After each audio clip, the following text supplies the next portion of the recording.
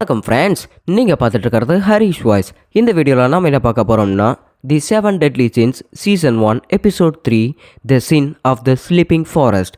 So வீடியோக்குள்ளே போகிறதுக்கு முன்னாடி சில இன்ஃபர்மேஷன் சொல்லியாகணும். ஸோ நம்ம சேனல் இதுக்கு முன்னாடி இருந்த ரேஞ்சில் இப்போ இல்லை, அது உங்களுக்கே நல்லா தெரிஞ்சிருக்கும். ஏன்னா கண்ணமுடி கண்ண திறக்கிறவங்களும் 25K வந்த நம்மளுக்கு இந்த ஒரு 2 monthஸாக தான் பார்த்தீங்கன்னா ஜஸ்ட்டு 25Kலே தான் அப்படி ஊர்ந்துட்டு போகிற மாதிரி இருக்குது. அதனால் நான் பிளாக் லவரில் மாங்கா சீரீஸ் போடலாம் அப்படின்னு சொல்லிட்டு எனக்கு ஒரு ஐடியா இருக்குது. அஃப்கோர்ஸ் ஏன்னா என் சேனலை பூஸ்ட் பண்ணி விட்டதே பிளாக் லவர் தான், ஏன்னா அதை மறக்கக்கூடாதுல்ல. அதனால தான் நான் குட்டி குட்டி சாப்டர்ஸை மட்டும் நான் உங்களுக்கு ஒரு ஹிண்ட் மாதிரி அப்படி ஒரு ஸ்பாய்லர் பண்ணிடலான்னு இருக்கிறேன். அதாவது ஷார்ட்ஸ்லேயே ஸ்பாய்லர் பண்ணலான்னு இருக்கிறேன்.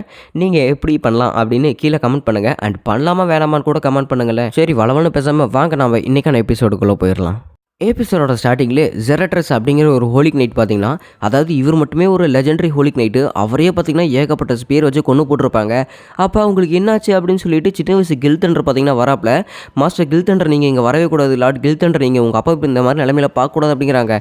மரியாதை எங்கள் அப்பாவே நான் பார்க்க விடுங்க அப்படின்னு சொல்லிட்டு அவர் அழுதுகிட்டே இருக்காரு. ஸோ ஃப்ளாஷ்பேக் முடிஞ்சதுக்கப்புறம் இங்கே பெர்னியா வில்லேஜில் இவங்களோட ஆட்டம் முடிஞ்சிட்டு நம்ம ஹீரோ அங்கே போய் கிளம்பி போயிருப்பார்ல சவுத் வெஸ்ட்டுக்கு. ஸோ அதனால் கில்தண்டர் இங்கே வந்திருப்பாங்க. அங்கே இன்னொரு ஹோலிக் நைட் இங்கே இருக்கிற ஆளுங்க சவுத் வெஸ்ட் பக்கம் போயிருக்கிறத ஒரு தகவல் வந்திருக்குது அப்படின்னு சொல்லியிருக்கிறான். அப்படின்னா சரி, அவங்க அந்த ஒயிட் ஃபாரஸ்ட்டில் தான் இருப்பாங்கன்னு நினைக்கிறேன் அப்படின்னு சொல்லிட்டு கில்தண்டர் ஒரு ஐடியாவில் அவர் பாட்டுக்கு உள்ளே போகிறாப்புல. ஸோ இது வரைக்கும் நடந்த எபிசோடு இப்போ ஒரு ஃப்ளாஷ்பேக்கை கட்டியிருக்கிறாங்க. மீடுங்கிற ஒரு குட்டி பையன் அந்த ஹோலிக் நைட்ஸுக்கே பிடிக்காத ஒரு விஷயத்தை செஞ்சுட்டு போயிடறாங்க இந்த பெர்னியா வில்லேஜுக்கு. அதை நம்ம ஹீரோ தடுத்து தூக்கிடுவான். அண்ட் அது மட்டும் இல்லாமல் நைட் நேரம் விட்ட அந்த ஸ்பியரையுமே பார்த்தீங்கன்னா நம்ம ஹீரோ கையாலே பிடிச்சி கில்தண்டரோட கோட்டையே பார்த்தீங்கன்னா துவம்சம் பண்ணியிருப்பான். ஸோ நம்ம ஹீரோ அண்ட் கேங் பார்த்தீங்கன்னா ஒரு வழியாக அந்த ஒயிட் ஃபாரஸ்ட்டுக்கு வந்துட்டாங்க. ஸோ ஒயிட் ஃபாரஸ்ட்டுக்கு வந்தாலுமே போதும், அங்கே எல்லாமே பார்த்தீங்கன்னா வெறும் ஒயிட்டாகவே இருக்குது. அதாவது புகை மூட்டமாக இருக்குது. என்னடா அது இந்த இடம் புழுக்க இப்படி புகை மூட்டமாக இருக்குது, போகிற வழி கூட கண்ணே தெரியல எனக்கு தெரிஞ்சு. அதனால தான் இங்கே இருக்கிற ஹோலிக் நைட்டெல்லாம் எவனும் இந்த இடத்துக்கு வரலின்னு நினைக்கிறேன் அப்படின்னு சொல்லிட்டு ஹாக் ஒரு பக்கம் கத்திக்கிட்டே இருக்க. அது மட்டும் இல்லாமல் ஐயோ எனக்கு பின்னாடி யாரோ குத்துற மாதிரியே இருக்குது அப்படின்னா எதிரிங்க வந்துட்டானுங்கன்னு நினைக்கிறேன் அப்படின்னு சொல்லிட்டு எலிசபெத் பேசிகிட்டே இருக்கிறா. ஆனால் நம்ம ஹீரோ தான் பார்த்தீங்கன்னா எலிசபெத்தோட பின்னாடி பட்டுக்குள்ளே கை வச்சுக்கிட்டு இருக்கிறான். பயப்படாதம்மா, நான் தான் பட்டில் கை வச்சுட்டு இருக்கிறேன் அப்படிங்கிறாங்க. ஐயோ நீங்கள் தானே ஒரு வேலை நல்ல வழியா அப்படின்னு சொல்லிட்டு இங்கே எலிசபெத் பேசிகிட்டே இருக்கிறா.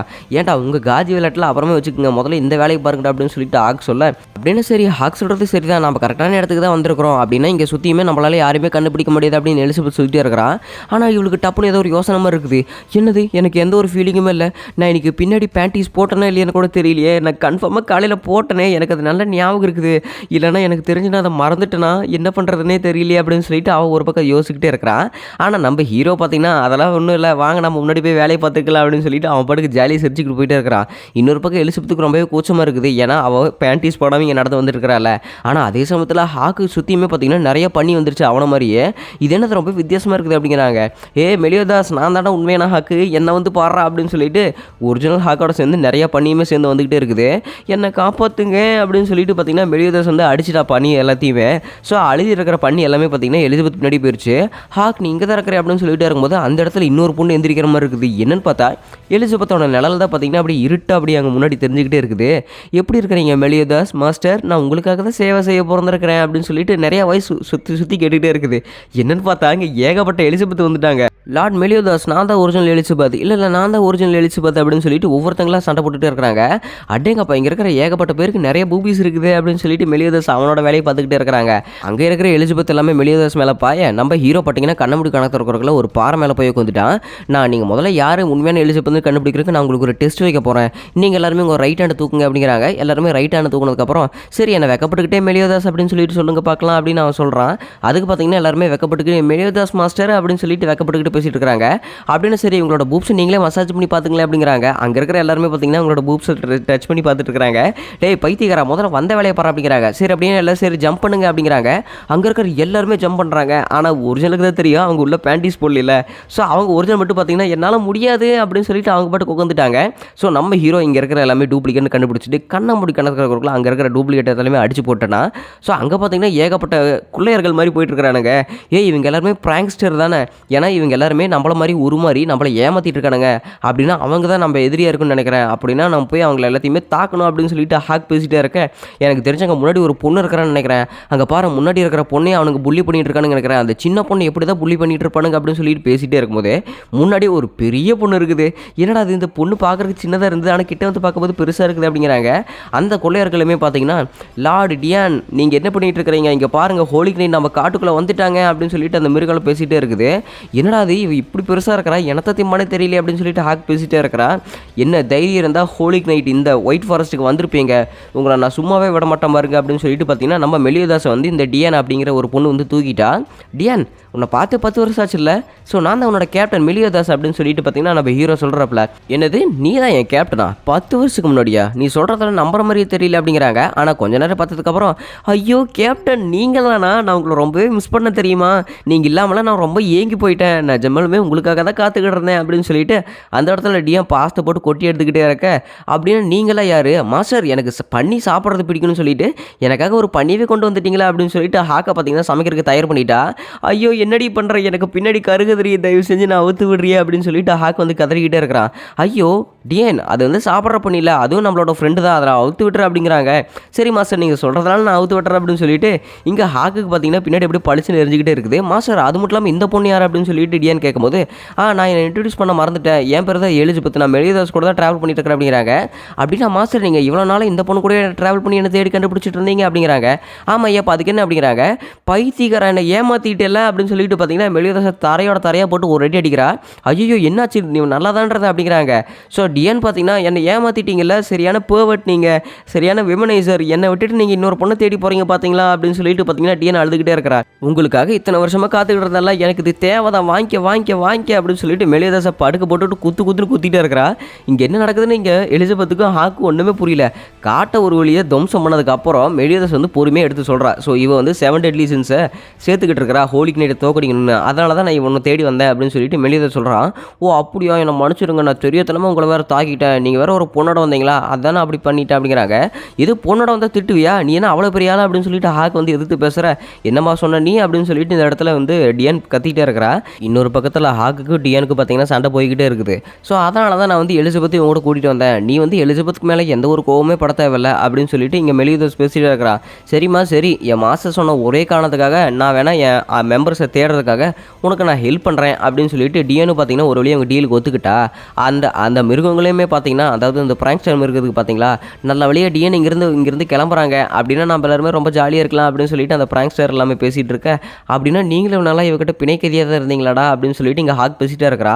அங்கே ஒரு கருப்புக்காக வில்லான் மாதிரி கத்திக்கிட்டே இருக்க. அந்த இடத்துல பார்த்தீங்கன்னா நல்லா இருந்த கிளைமேட்டு திடீர்னு இடியும் மின்னலுமா இருக்குது. என்னன்னு பார்த்தா அங்கே வானத்தில் இருக்கிற ஒரு இடி வந்து பார்த்தீங்கன்னா இங்கே நம்ம ஹீரோஸ் ஃப்ரெண்ட்ஸ் எல்லாத்தையுமே பார்த்தீங்கன்னா 4 பேர்த்தையுமே இடியால் அப்படியே கட்டி போட்டுருச்சு. அங்கே யார் வராங்கன்னு பார்த்தா அஃப்கோர்ஸ் உங்களுக்கு ஏற்கனவே தெரிஞ்சிருக்கு இடி யார் வருது அப்படின்னு. ஒரு வழியாக நம்ம நேருக்கு சந்திச்சிட்டோம்ல மெலியோதாஸ் தி 7 டெட்லி சின்ஸோட கேப்டன் அப்படின்னு சொல்லிட்டு இந்த இடத்துல பார்த்தீங்கன்னா நம்ம கில்தண்டர் வந்து இங்கே ஒரு அப்பியரன்ஸ் கொடுக்குறாப்புல. அண்ட் அவருமே கையில் பார்த்தீங்கன்னா ஒரு ஸ்வாடாட்ட வச்சுக்கிட்டு வந்துட்டு இருக்கிறாப்புல. கில்தண்டர் நீங்கள் இங்கே என்ன பண்ணிட்டு இருக்கிறீங்க, நீங்கள் எல்லாம் இங்கே வரவே முடியாது அப்படின்னு சொல்லிட்டு பார்த்தீங்கன்னா எலிசபெத் பேசிகிட்டே இருக்க. உனக்கு நிஜமாலுமே அவனுக்கு தெரியுமா அப்படின்னு சொல்லிட்டு பார்த்தீங்கன்னா அங்கே ஹாக் பேசிகிட்டே இருக்கிறான். எனக்கு நல்லாவே தெரியும், ஏன்னா இவர் சின்ன வயசுலேருந்து என் வீட்டில் தான் வளர்ந்தவர் அப்படின்னு சொல்லிட்டு இருக்கிறாங்க.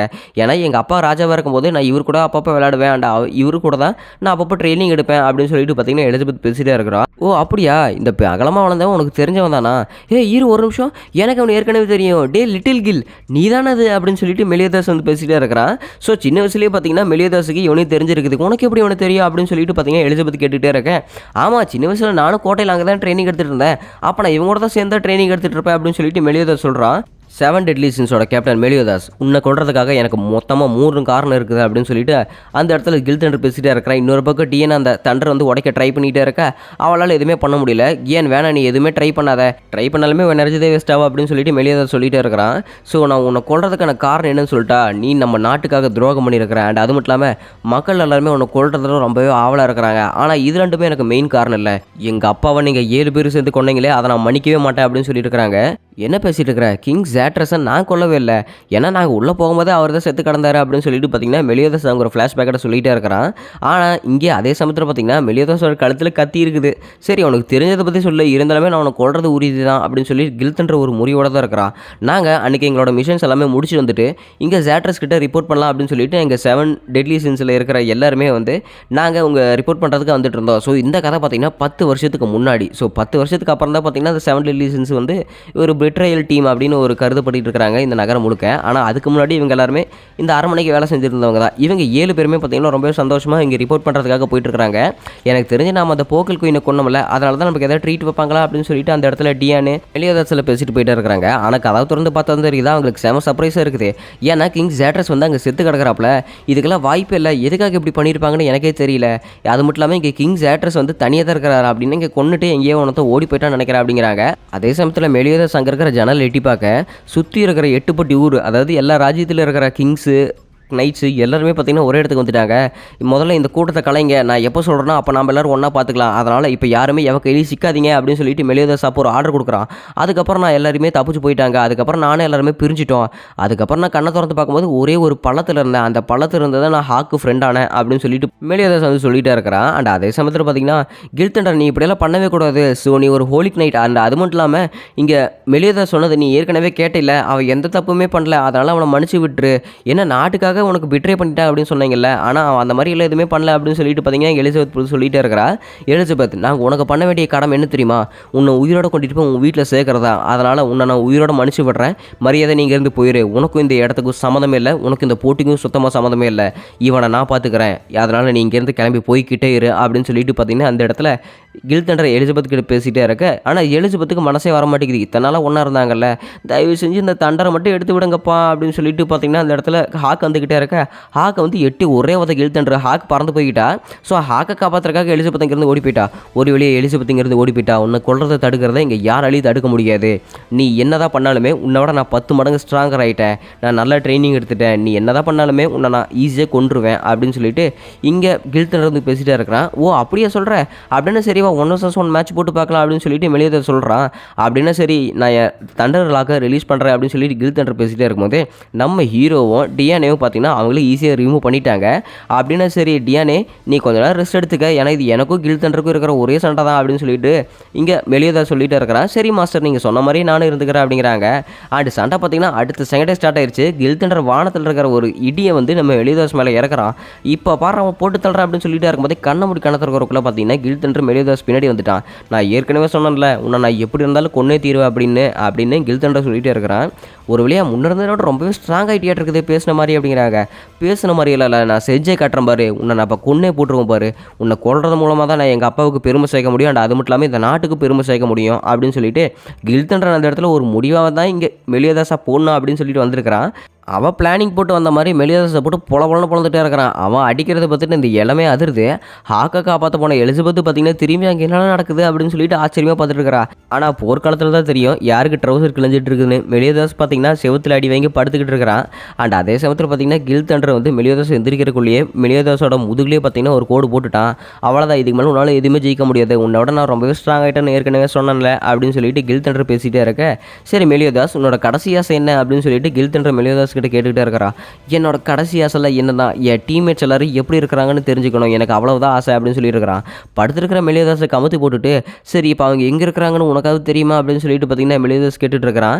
அந்த 5 பேர் எங்கே இருக்காங்க தெரியாது, ஆனால் 2 பேர் மட்டும் நாங்கள் கண்காணிச்சுக்கிட்டு இருக்கிறோம் அப்படின்னு சொல்லிட்டு இருக்கிறாங்க. கண்காணிச்சிட்டு இருக்கிறீங்களா அப்படின்னா அவங்க 2 பேர் யார் அப்படின்னு சொல்லிட்டு மெலியோதாஸ் வந்து கேட்டுக்கிட்டே இருக்கிறான். ஃபாக்ஸ் சின் ஆஃப் கிரீட் அப்படிங்கிறவன் அவன் வந்து பேஸ் டஞ்சனில் இருக்கிறான். அது மட்டும் இல்லாமல் grizzly sin of the sloth அவன் வந்து இங்கே சிட்டி ஆஃப் டெத்தில் இருக்கிறான். ஸோ இப்போதைக்கு எங்களுக்கு அவ்வளோ தகவல் தான் தெரிஞ்சிருக்குது, அவங்க 2 பேரும் அங்கே தான் இருக்கிறாங்க அப்படின்னு சொல்லிட்டு கில்தண்டர் பேசிகிட்டே இருக்கிறான். கொஞ்ச நேரம் உயிர் தாக்கு பிடிச்சிட்டு, ஏன்னா உன் கூட சேர்ந்து உன் நண்பர்களையும் நான் அனுப்பிச்சி வைக்கிறேன், உனக்கு எந்த பிரச்சனையுமே இல்லையே அப்படின்னு சொல்லிட்டு பார்த்தீங்கன்னா கில்தண்டர் பேசிகிட்டே இருக்கிறான். அண்ட் நாங்கள் இனிமேல் அவங்களையும் தேடி புழக்கத்தான் போகிறோம் அப்படின்னு சொல்லிட்டு கில்தண்டர் சொல்லிகிட்டே இருக்கிறான். அப்படின்னா சரி எனக்கு அவங்க இருக்கிற இடத்த காட்டிட்டு ரொம்பவே நன்றி அப்படின்னு சொல்லிட்டு இங்கே நம்ம ஹீரோ பார்த்தீங்கன்னா எந்திரிச்சு அவன் பாட்டுக்கு நடந்து போய்கிட்டே இருக்கிறான். அண்ட் அதோட பார்த்தீங்கன்னா இந்த எபிசோட் முடிக்கப்பட்டது.